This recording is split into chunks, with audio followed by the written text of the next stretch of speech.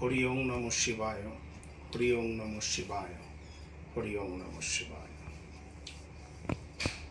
আলোচনা করছিলাম উচ্চ শিক্ষা সম্পর্কে, বিভিন্ন লগ্নের প্রকারভেদে এবং বিশেষত মেডিকেল সম্পর্কে, যে কারা মেডিকেল ক্র্যাক করতে পারবে, মানে জয়েন্ট ক্র্যাক করতে পারবে এবং ডাক্তার হতে পারবে, এমবিবিএস, এমডি ইত্যাদি,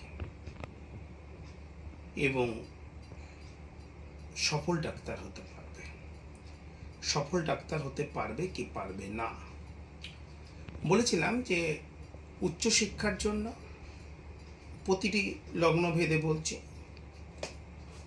উচ্চশিক্ষার জন্য নবমপতি গ্রহকে শক্তিশালী এবং নবম স্থান শক্তিশালী হতে হবে, কারণ নবম স্থান থেকেই বিচার করতে হয়, দেখতে হয় হাইয়ার এডুকেশন বা উচ্চশিক্ষা,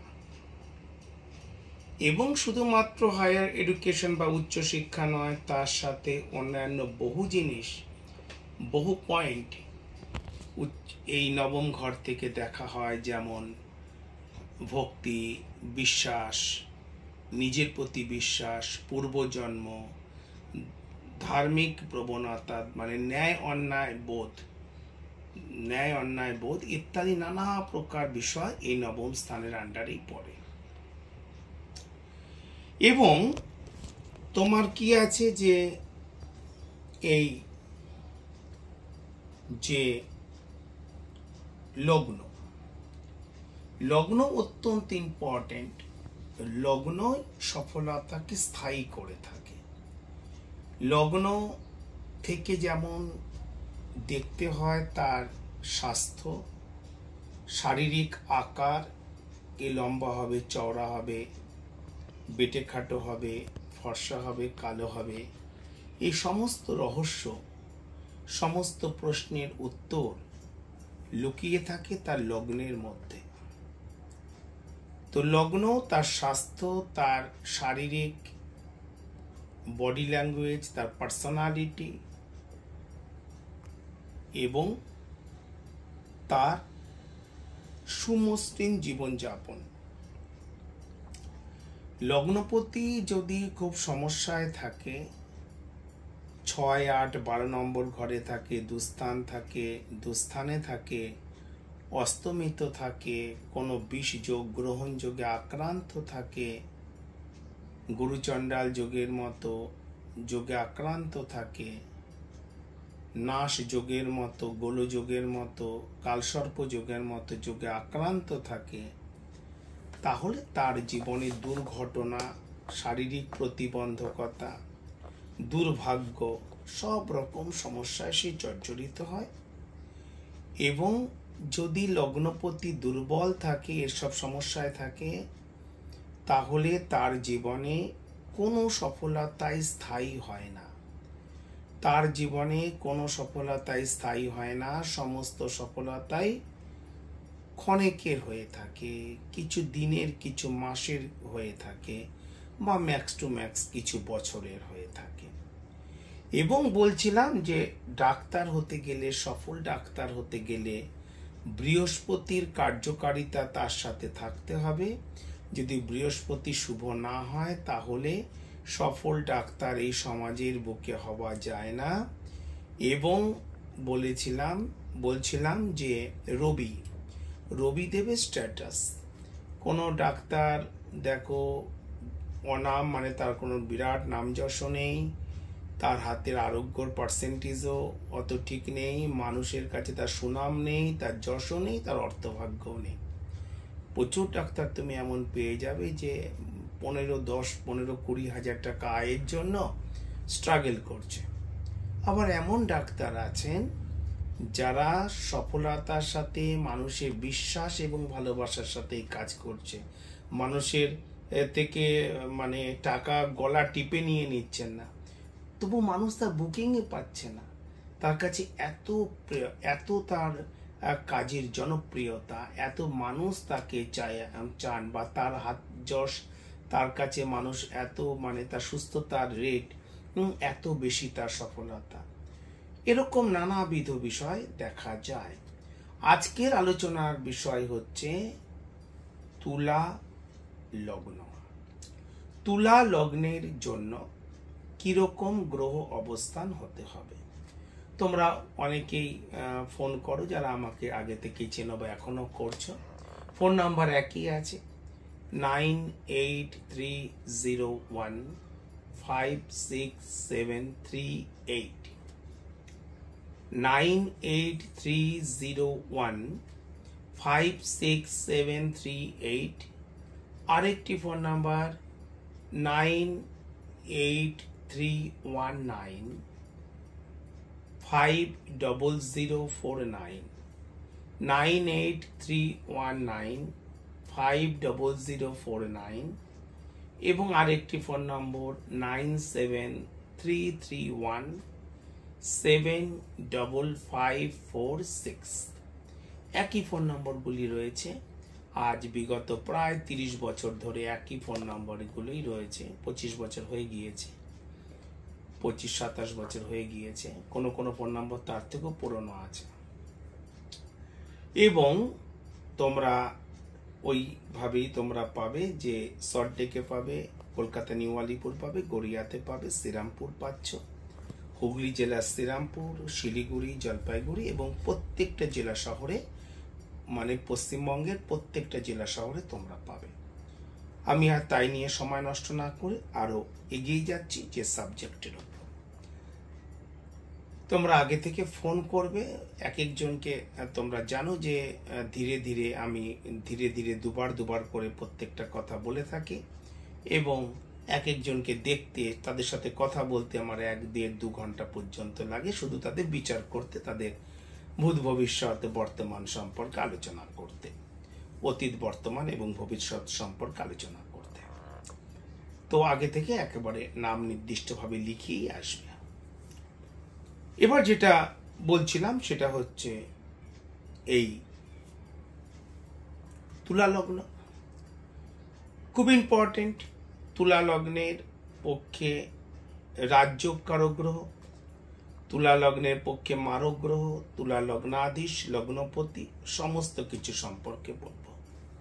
তাহলে সবার আগে বলি, এই যে এখানে হচ্ছে তুলা লগ্ন, এই দেখো, এই যে তুলা লগ্ন আমি এখানে এঁকেছি 1 2 3 4 5 6। আমি আগে লগ্নপতি সম্পর্কে বলবো, লগ্নাধীশ বা লগ্নপতি, অনার অফ দা অ্যাসেন্ডেন্ট। আমি অ্যাসেন্ডেন্ট সম্পর্কে সবার আগে বলবো।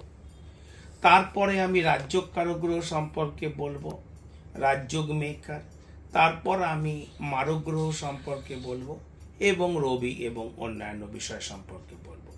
তো সবার আগে বলি 1 2 3 4 5 6। লগ্নপতি যদি ষষ্ঠ স্থানে থাকে, অনেকে কিন্তু এখানে অবাক হবে, খুব ইম্পর্টেন্ট, কারণ এখানে লগ্ন হচ্ছে তুলা, লগ্নপতি হচ্ছে শুক্র, আর সে এখানে ষষ্ঠ স্থানে মীন রাশিতে প্রথম 15 ডিগ্রিতে তুঙ্গস্থ, প্রথম 15 ডিগ্রিতে মীন রাশিতে তুঙ্গস্থ পর্যন্ত হয়ে থাকে, তুঙ্গস্থ। তো ভাবছি যে লগ্নপতি তুঙ্গস্থ ষষ্ঠে আছে, তো কি হয়েছে, তো খুব শুভ ফল দেবে। 7 8 অষ্টম স্থানে যদি থাকে, তা এই তুলা লগ্নের ক্ষেত্রে খুব ইম্পর্টেন্ট এই আলোচনা। তো অনেকের মনে হচ্ছে, আরে লগ্নপতি অষ্টমে আছে তো কি হয়েছে, এই তুলাটা হচ্ছে শুক্রের নিজের ঘর, স্বক্ষেত্র, এবং অষ্টম স্থানটা হচ্ছে তার নিজের ঘর, বৃষ রাশি, স্বক্ষেত্র, তাহলে তো ভালো ফল দেবে মনে হচ্ছে। অনেকের ক্ষেত্রে ভালো দেবে না খারাপ দেবে, আসবে আলোচনা। 9 10 11 12, আর এখানে শুক্র নিচস্থ, সবারই জানা, প্রথম 15 ডিগ্রিতে নিচস্থ, তারপরে 15 ডিগ্রিতে অশুভ, আর এখানে প্রথম 15 ডিগ্রিতে তুঙ্গস্থ, তারপরে 15 ডিগ্রিতে যথেষ্ট বলবান।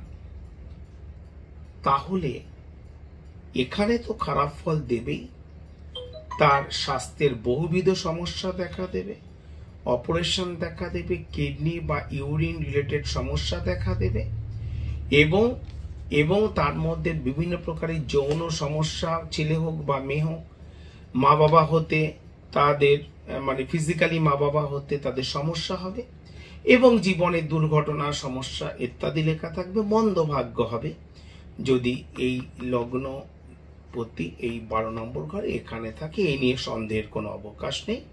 যে কোনো নক্ষত্রই থাক না কেন, এখানে যদি থাকে তাহলে হবে 13 নম্বর নক্ষত্র, 14 নম্বর নক্ষত্র। তোমরা এগুলো জানো। তো এই নিয়ে আর আমি এখন মানে 12, 13, 14 মধ্যে পড়বে, এখানে সে অশুভই ফল দেবে। কিন্তু খুব ইম্পর্টেন্ট ব্যাপার হচ্ছে এখানে আর এখানে, এখানে তো শুক্র তুঙ্গস্থ, আর এখানে শুক্র হচ্ছে স্বক্ষেত্র। তাহলে এখানে কি ভালো ফল দেবে নাকি খারাপ ফল দেবে, খুব ইম্পর্টেন্ট। আমি আগে অষ্টম নিয়ে বলি। হ্যাঁ, লগ্নপতি অষ্টমে গিয়েছে, যদিও সেটা তার নিজের ঘর। আগেই মনে রাখতে হবে যে এই ক্ষেত্রে উচ্চশিক্ষাতে বলা হচ্ছে বাধা হবে, সমস্যা হবে, উচ্চশিক্ষা হবে না, মেডিকেল হবে না, জয়েন্ট এন্ট্রেন্স হবে না। তার কি কারণ তার সম্পর্কে বলছি। এখানে থাকলে তো তাকে স্বাস্থ্য একেবারে তাকে ধরাশায়ী করে দেবে, স্বাস্থ্যই তাকে ধরাশায়ী করে দেবে। সে স্বাস্থ্যের কারণে এবং দুর্ভাগ্যের শিকার হবে, কোনোভাবেই সেটা ভালো ফল প্রদান করবে না। এবার এখানে আসি, গ্রহরা লগ্ন অনুযায়ী ফল দিয়ে থাকে। কারোর দেখা গেল যে এখানে শুক্র আছে, কারোর এখানে আছে, তা বলে যে এখানে 10 জনের যদি শুক্র এখানে থাকে 10 জনের একই ফল দেবে, তুলা লগ্নের পক্ষে তা হবে না। বা এখানে যদি 10 জনের শুক্র থাকে সেখানে একই ফল দেবে, তা হবে না। কেন? গ্রহরা নক্ষত্র অনুযায়ী ফল দান করে থাকে। নক্ষত্র কোন মানে গ্রহটা কোন নক্ষত্রে রয়েছে, তার স্টার কি, সেভাবে তার ফল নির্দেশ হয়ে থাকে। ডিগ্রি, মিনিট, সেকেন্ড তো আছেই, এবং কোন গ্রহের সাথে তার এখানে কম্বিনেশন হয়েছে কিনা, দৃষ্টি বিনিময় ইত্যাদি হয়েছে কিনা। চলো আমি অত ডিটেলসে না গিয়ে আমি আগে এখানে নক্ষত্র সম্পর্কে বলছি। 27টা নক্ষত্রে এ হচ্ছে কলিযুগে প্রভাব বিস্তার করে থাকে, অ্যাক্টিভ। অভিজিৎ বলে একটি নক্ষত্র ছিল, কিন্তু তা দ্রাপর যুগের পর তার অ্যাক্টিভ নয়। এখানে তোমরা জানো যে অশ্বিনী, ভরণী, কৃত্তিকা এখানে পড়বে, কৃত্তিকার কিছু অংশ এখানে পড়বে, কৃত্তিকার পরে রোহিণী, রোহিণী পরে মৃগশিরা, আদ্রা, এরকম ভাবে চলে। এখন কথা হচ্ছে যে নক্ষত্র যেরকম পড়বে, এখানে যদি হয় অশ্বিনী, ভরণী, কৃত্তিকা, কৃত্তিকা সম্পূর্ণটা তোমার হচ্ছে হবে না। কৃত্তিকা এখানেও পড়তে পারে কিছুটা অংশ, এখানেও কিছুটা অংশ। কৃত্তিকা, রোহিণী, মৃগশিরা এখানে পড়বে, এরকম ভাবে আদ্রা, পুনর্বসু, এরকম ভাবে চলে। নক্ষত্রে বিন্যাস হয়েছে 27টি নক্ষত্র। তো এবার এখানে পড়তে পারে কৃত্তিকা নক্ষত্র, এখানে পড়তে পারে, তার হতে পারে যে রোহিণী নক্ষত্র, এখানে হতে পারে শুক্র বসে আছে মৃগশিরা নক্ষত্রে, খুব ইম্পর্টেন্ট। তাহলে যদি এখানে কৃত্তিকা নক্ষত্র হয়, কৃত্তিকা মালিক হচ্ছে রবি, তাহলে শুক্র এখানে রবি নক্ষত্র থেকে খুব কিছু ভালো ফল প্রদান করবে না। একেতে তো অষ্টমে, সেখানে তাহলে আর ভালো ফল তার থেকে পাওয়া যাবে না, শুভ ফল সে প্রদান করবে না। কেন? এটি তো শুক্রের নিজের ঘর। জৈমিনী, পরাশরের বিভিন্ন সূত্র রয়েছে ভারতীয় সনাতন জ্যোতিষে। এটিও শুক্রের নিজের ঘর, এটিও শুক্রের নিজের ঘর। এখানে শুক্র নিজের ঘর প্লাস মূল ত্রিকোণ, এটা শুধুমাত্র শুক্রের নিজের ঘর, মূল ত্রিকোণ নয়। মূল ত্রিকোণ অর্থাৎ তোমার দুখানা বাড়ি রয়েছে, একটি তোমার পুরাতন বাড়ি, যখন তুমি ছোট জীবনে স্ট্রাগল করেছো, ছোট ঘর ছোট জায়গার মধ্যে বড় হয়েছো, সেখানে তোমার এখনো সেই বাড়িটি রয়েছে। পরবর্তী ক্ষেত্রে তুমি একটি লাক্সারি বাড়ি, একটি বাংলো নির্মাণ করেছ এবং সেই বাড়িতে তুমি থাকতে অত্যন্ত স্বাচ্ছন্দ্য বোধ করো। তাহলে ওই যে বাড়িটা তুমি পরবর্তী ক্ষেত্রে নিজের উপার্জিত অর্থের মাধ্যমে তৈরি করেছো এবং যেখানে থাকতে তুমি বেশি স্বাচ্ছন্দ্য বোধ করো, যেখানে সমস্ত রকম সুযোগ সুবিধা লাক্সারি রয়েছে, কমফোর্ট রয়েছে, সেটি হয়ে গেল তোমার আনন্দময় গৃহ, আনন্দময় স্থান। এই আনন্দময়কে জ্যোতিষের ভাষাতে বলা হয় মূল ত্রিকোণ।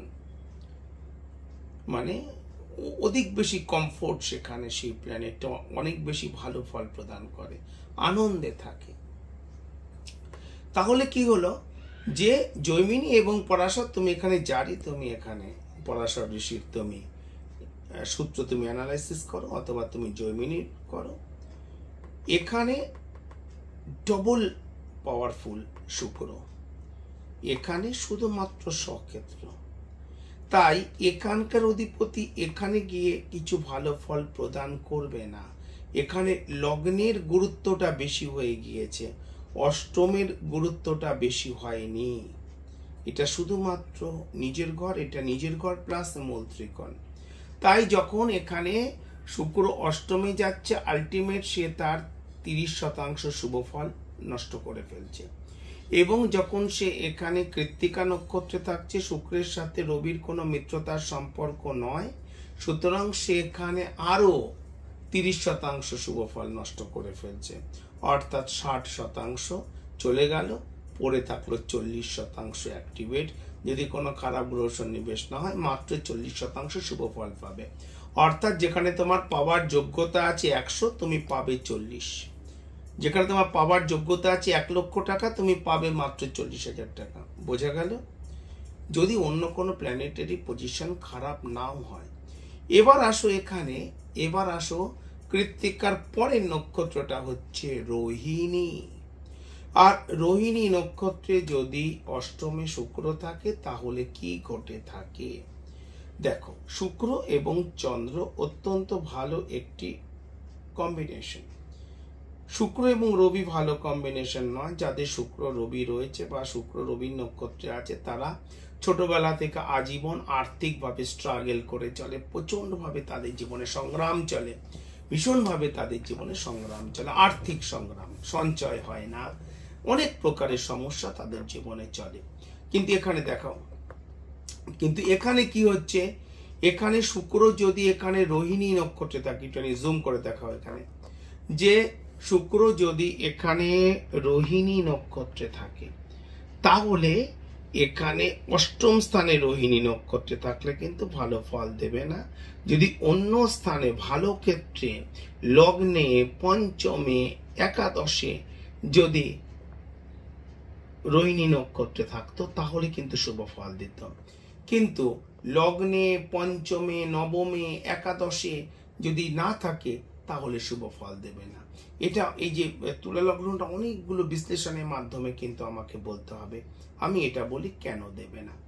রোহিণী, এই যে আমি এক একটি নক্ষত্রের নাম আবার আমি বলবো, অনেক বছর ধরে বলে আসছি, সেই 2000 সাল থেকে বলে আসছি, বিভিন্ন টিভিতে বহুবার বলেছি, বাংলা, হিন্দি, ওড়িয়া, আবার তোমাদের কাছেও আজকের আঙ্গিকে বলবো। তাহলে অশ্বিনী, প্রত্যেকটি নক্ষত্রে একটি করে মালিক রয়েছে। অশ্বিনী মালিক হচ্ছে কেতু, ভরণী, ভরণী মালিক হচ্ছে শুক্র, কৃত্তিকা, কৃত্তিকার মালিক হচ্ছে রবি।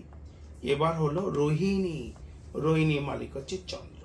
চন্দ্রের সাথে শুক্র যখন জুড়লো অষ্টম স্থানে, চন্দ্রের সাথে শুক্র একটি ভালো কম্বিনেশন। তারা খুব ফেমাস হতে পারে, তারা খুব ফেমাস হয়ে থাকে জীবনে, তারা তাদের জীবনে তাদেরকে অনেকে চেনে, নাম যশ ইত্যাদি হয়।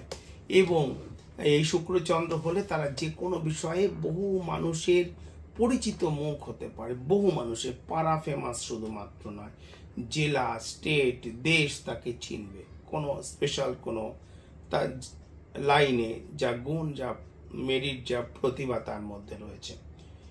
কিন্তু যখন অষ্টমে চলে যায় কি হয়, এই রোহিণী নক্ষত্রে না একটা স্বভাব রয়েছে।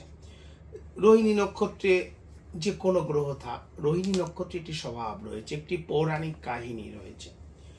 এই যে 27টি যে নক্ষত্র, অশ্বিনী, ভরণী, কৃত্তিকা, রোহিণী, মৃগশিরা, আদ্রা, পুনর্বসু, পুষ্যা, অশ্লেষা, মঘা, পূর্ব ফাল্গুনী, উত্তর ফাল্গুনী, হস্তা, চিত্রা, স্বাতী, বিশাখা, অনুরাধা, জ্যৈষ্ঠা, মূলা, পূর্ব ভাদ্রপদ, উত্তর ভাদ্রপদ, পূর্বসারা, উত্তরসারা হচ্ছে ধনুতে পড়বে, পূর্বসারা, উত্তরসারা এবং তোমার শ্রবণা, ধনিষ্ঠা, শতভিষা, পূর্ব ভাদ্রপদ, উত্তর ভাদ্রপদ, রেবতী, 27টা। পুরাণ অনুযায়ী এই 27টা হচ্ছে দক্ষ, রাজা দক্ষের মেয়ে, রাজা দক্ষের মেয়ে, রাজা দক্ষের কন্যা। এবং এই রাজা দক্ষ এই কন্যাদের তিনি মনস্থির করলেন যে তিনি বিবাহ দেবেন এবং বিবাহ উপযুক্ত তিনি পাত্র খুঁজছেন। চন্দ্র কোনো স্ত্রী গ্রহ না, শুনে অনেকের মনে হয় চন্দ্র একটা স্ত্রী স্ত্রী ভাব, আর রবি একটা পুরুষ পুরুষের সাথে এখানে জড়িয়ে আছে বা লাগে এরকম। শাস্ত্র অনুযায়ী চন্দ্র হচ্ছে একটি পুরুষ গ্রহ, পুরুষ দেবতা, এবং তিনি অত্যন্ত সুন্দর। চন্দ্র অত্যন্ত সুন্দর, অত্যন্ত মিষ্টি, অত্যন্ত মধুর, রূপ, লাবণ্য, কান্তি, বাক্য, বুদ্ধি সবকিছুতে অত্যন্ত মধুর। তো চন্দ্রকে দেখতে অত্যন্ত সুন্দর, আর এর জন্য তার মধ্যে একটু মানে আত্ম অহংকার একটু তার মধ্যে ছিল যে আমি অত্যন্ত সুন্দর।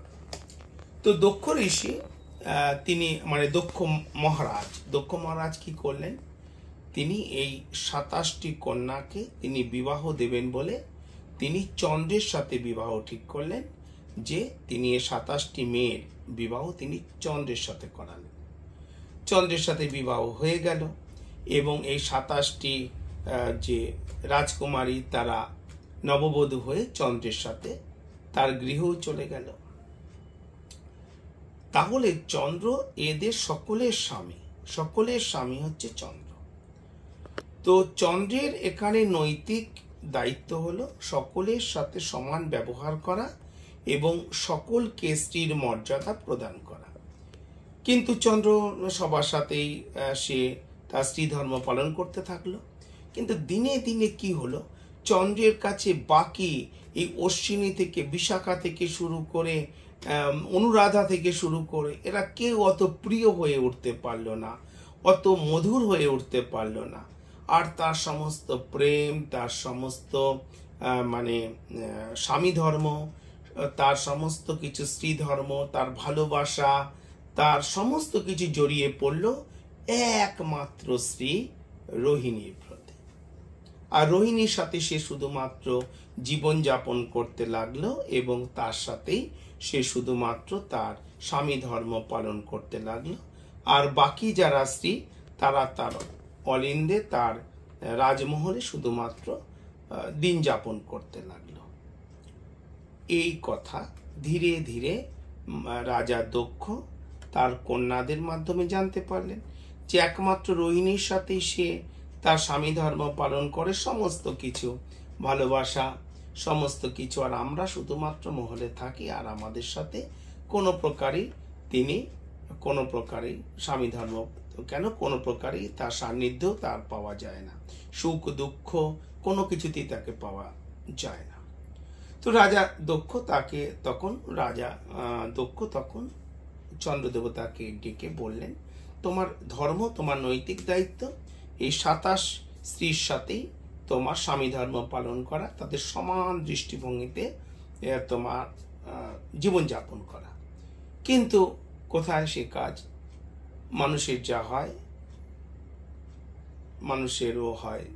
বহু ক্ষেত্রে আমরা দেখেছি দেবতাদের মধ্যে, আমি ভগবানের কথা বলছি না, দেবতার ভগবানের মধ্যে যারা তোমরা গীতা ইত্যাদি পড়ো তোমরা জানো যে কি তার মধ্যে পার্থক্য। চন্দ্র তা কিছু বুঝলেন না এবং চন্দ্র যথারীতি সেই কাজই করতে লাগলেন। তার একমাত্র প্রিয় হয়ে উঠল রোহিণী, আর বাকি কেউ তার কাছে এত প্রিয় তো দূরের কথা, সে স্ত্রী ধর্ম পর্যন্ত পালন করে না, তার স্বামী ধর্ম সে পালন করে না, তার স্ত্রীর কোনো মর্যাদাই নেই তাদের। তখন রাজা দক্ষ তাকে শাপ দিলেন, যে রূপের জন্য তোমার এত অহংকার এবং তুমি আমার একটি মাত্র কন্যাকে তুমি স্ত্রীর মর্যাদা দিয়েছ, বাকিদের তুমি কোনো প্রকার স্ত্রীর মর্যাদা দাওনি, তাদের তুমি বঞ্চনা করছো, তাদেরকে কোনো স্ত্রীর মর্যাদা দিচ্ছ না, তোমার এই রূপ ধীরে ধীরে ক্ষয় প্রাপ্ত হবে। ক্ষয়ে যাওয়া, ক্ষয় প্রাপ্ত হবে। এবং তখন চন্দ্র দেখতে লাগলো যে বার্ধক্য তাকে ঘিরে ধরছে, তার রূপ যৌবন ক্ষয়প্রাপ্ত হচ্ছে, এবং তখন তিনি তার ভুল তখন অনুধাবন করতে পারলেন। কারণ তুমি মানুষকে যতই বলো না কেন যে এখানে এই সমস্যাটা রয়েছে, যখন তার ধরো জয়েন্টে চান্স পায়নি, বাবা কি হবে, 2 বছর আমার মেয়ে জয়েন্টে চান্স পায়নি, কি করব, এটা দেখুন হলো। তুমি যদি দায়িত্ব নিলাম, দেখলাম আর ডাক্তারি হওয়ার আছে, সেগুলোকে করে তার জয়েন্টের চান্স হলো, বাবা বলবেন না আপনার জন্যই হয়েছে, হয়ে গেছে, ভগবানের জন্য হয়েছে। তারপরে সে যখন MBBS এ চলে এলো, সে কি করবে, সে আর কিন্তু সে গুরুত্বটা দেবে না, কারণ ওই যে মাথার উপরে যে জল চলে গেছিল সেটা যখন একটু নামবে, সবাই নয় অনেকে সেই গুরুত্ব আর দেয় না। তারপর যখন আবার কোনো প্রকার বড় সমস্যা হবে, তখন নানা মাঝখানে বলবেন না আমি তখন ওটা হয়ে ওঠেনি, আসতে পারিনি, বুঝতে পারিনি, এগুলো এত বছরে দেখে দেখে এক্সপিরিয়েন্স হয়ে গেছে। ওর জন্য আজকের দিনে আজকে আমি কি করি, এক সময় কাউকে না বলা হতো না, আর এখন শুধুমাত্র আমি 100% সিরিয়াস। আমার উল্টো দিকে যারা এসে বসবে সে যদি 100% সিরিয়াস হয় তবেই দেখবো, তবেই আমি আমার 100% দেবো। আর যদি দেখি না সে সিরিয়াস না, তাহলে আগেই বলি দেখিয়ে কাজ নেই। এত বছর ধরে দেখছি সিরিয়াস লোকে, সিরিয়াস ব্যক্তি, সিরিয়াস ফ্যামিলিকেই দেখে থাকি এখন। তো কি হলো, চন্দ্র কি হলো, চন্দ্র কিন্তু তোমার তখন যখন ক্ষয়প্রাপ্ত হয়ে যাচ্ছে, তখন তিনি দক্ষ মহারাজের কাছে গিয়ে ক্ষমা প্রার্থনা করছেন। দক্ষ মহারাজ বললেন যে আমার কিছু করার নেই, আমি তো সাপ দিয়ে দিয়েছি, একে ফিরিয়ে নেওয়ার তো শক্তি আমার কাছে নেই, আর সাপ দিলেই সাপ লাগবে না, যদি সে তার সেই সাপের উপযুক্ত হয়, ভুল ত্রুটি হয়ে থাকে, তবেই মানুষ সাপগ্রস্ত হয়, না হলে সে হয় না। তো তখন তিনি দেবাদিদেব মহাদেবের শরণাপন্ন হলেন এই চন্দ্র, এবং দেবাদিদেব মহাদেব তখন তাকে পুনরায় সেই তাকে জটাতে ধারণ করলেন। দেবাদিদেব মহাদেব তাকে জটাতে ধারণ করলেন এবং তিনি কি করলেন, তাকে পুনরায় সেই রূপ আবার প্রদান করে দিলেন। তো চন্দ্রের সাথে ক্ষয় এখানে খুব ভাবে জড়িয়ে আছে। ক্ষয়, চন্দ্র যখন মেলিফিক্স হয়ে যাবে তখন টিবি বা ক্ষয় জাতীয় রোগ তার মধ্যে দেখা দেবে, আপ টু লেপ্রসি ইত্যাদি দেখা যায়, যাতে শরীর ক্ষয়প্রাপ্ত হয়ে যায়। এবং চন্দ্র যদি মেলিফিক্স হয়ে থাকে তাহলে দেখা যায় যে বড় থেকে বড় ব্যবসা ডিটোরিয়েট করে যায়। চন্দ্র যদি মেলিফিক্স হয়ে থাকে, তার হাই স্যালারি ছিল, এমন কিছু জীবনে ঘটলো যে তাকে লো স্যালারিতে কাজ করতে হচ্ছে সে কোম্পানিতে বা অন্য কোনো কোম্পানিতে, ডিটোরিয়েট হয়ে যায়। সরকারি চাকরি করেও দেখা যায় যে তার উপরে ডিপার্টমেন্টাল ইনকোয়ারি চলে এই চন্দ্র মেলিফিক্স হওয়ার জন্য।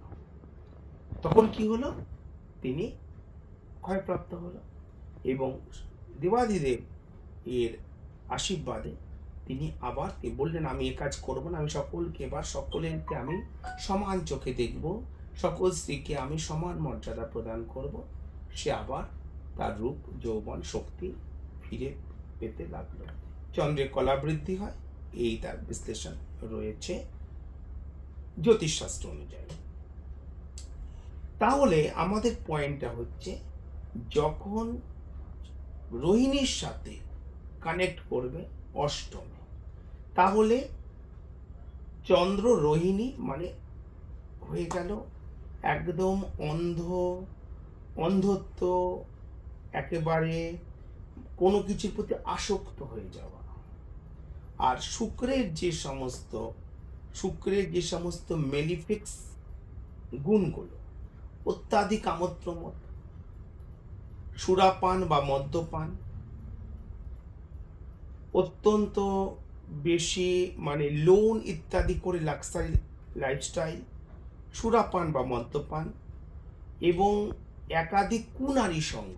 আবার বলছি, দেখো, নারী শব্দের আগে তোমার আমার পৃথিবীতে কোনো বাবা বা কোনো মা ছাড়া পৃথিবীতে জন্মলাভ আমার তোমার কেন স্বয়ং শ্রীকৃষ্ণের সম্ভব হয়নি, রামচন্দ্রের সম্ভব হয়নি, কোনো প্রাণীরও সম্ভব নয়।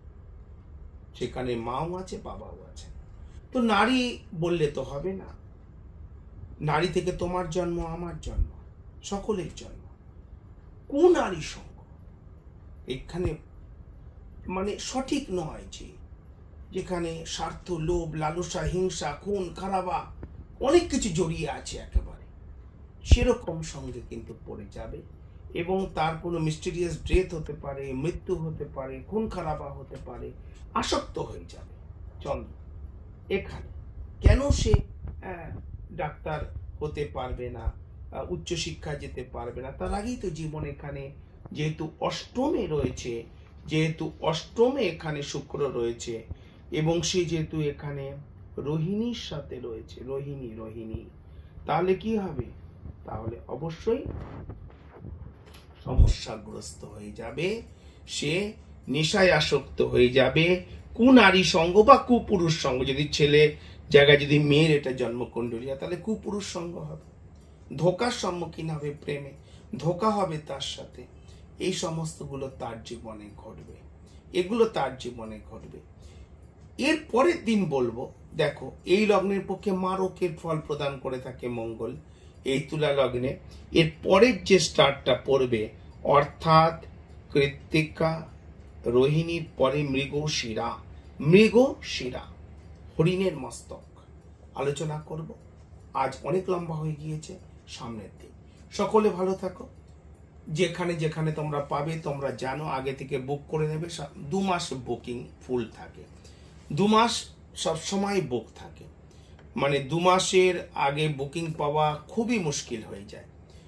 আর তোমরা জানো, যারা আমাকে বহু আগে থেকে চেনো, 25-30 বছর ধরে, আমি ধীরে বলি, দুবার করে বলি। এক একজনকে দেখতে 1.5-2 ঘন্টা সময় লাগে একটা ফাইল দেখতে, সব বলে থাকি। আমার ওল্ড ভিডিওগুলো দেখলে তোমরা বুঝতে পারবে। তো 2 মাসের লগভগ বুকিং কমপ্লিট মানে হয়ে থাকে। তবু যারা তোমরা দেখাতে চাও, তোমরা সেভাবে নাম লিখিয়ে আসবে। সকাল থেকে ওই তোমার 4-5টার দুপুরের মধ্যেই বুকিং কমপ্লিট করার চেষ্টা করা হয়। 3টের পর আর বুকিং দেওয়া হয় না সাধারণত, 3-4টের পর। আর সকালবেলা একেবারে 9টা থেকে দেওয়া হয়, 8টা থেকেও দেওয়া হয়, 8টা-9টা থেকে একদম 4টে পর্যন্ত। সকলে ভালো থাকো, মনকে স্থির করে বলো হরি ওং নমঃ শিবায়, হরি ওং নমঃ শিবায়, হরি ওং নমঃ শিবায়।